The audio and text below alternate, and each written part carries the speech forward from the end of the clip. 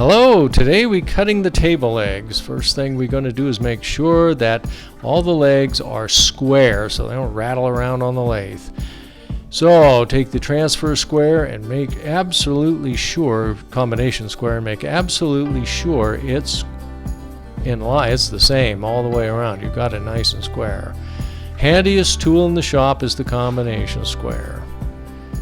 And just to make triple man sure that you got it right, take your top calipers and double check to make sure it's going to fit. The square is going to fit in that recess on those table stands. Now we're actually going to cut it. I'm not going to show the actual cut because I didn't want the camera in my way while I'm doing it, because this is a very thick piece of 8/4 wood.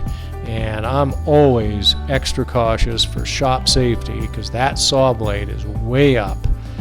So if you're going to get hurt on a table saw, it's probably going to be something big and thick like this or something really small. So go ahead and put it right on the mark, right there, butt it up against the fence and make sure everything's nice and aligned. Because this one scares me. When you're cutting big, thick chunks of wood, I double down on safety. It's not something to mess with. Then take the other favorite tool in the shop, the thin rip jig,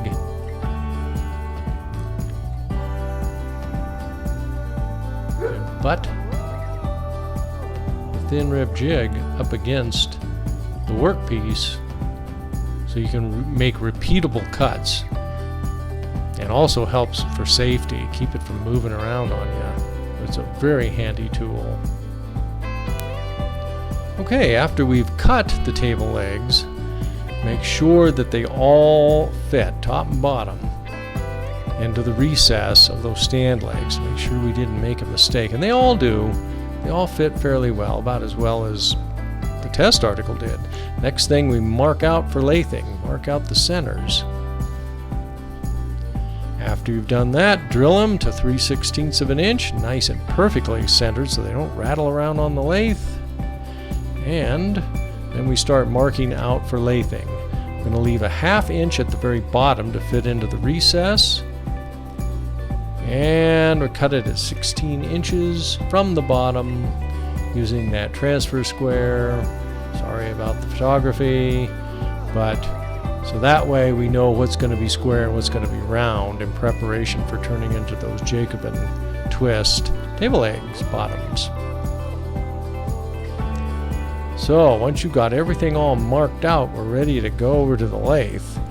And we lathed, and again I didn't show it because of the safety reasons. I didn't want that camera messing with me.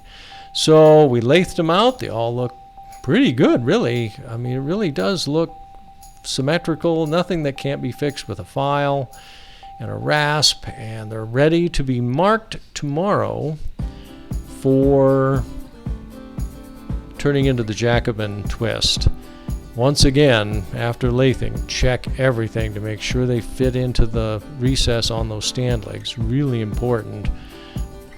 It all fits together, and so top and bottom looks like they all fit, and then we put both in there, and this is how the leg is actually going to look. Those will be, turned into the Jacobin twist, but that's what it's going to look like. And once you're done lathing that much, you have a massive amount of crap to clean up. So we spent almost as much time cleaning the shop as we did making the mess.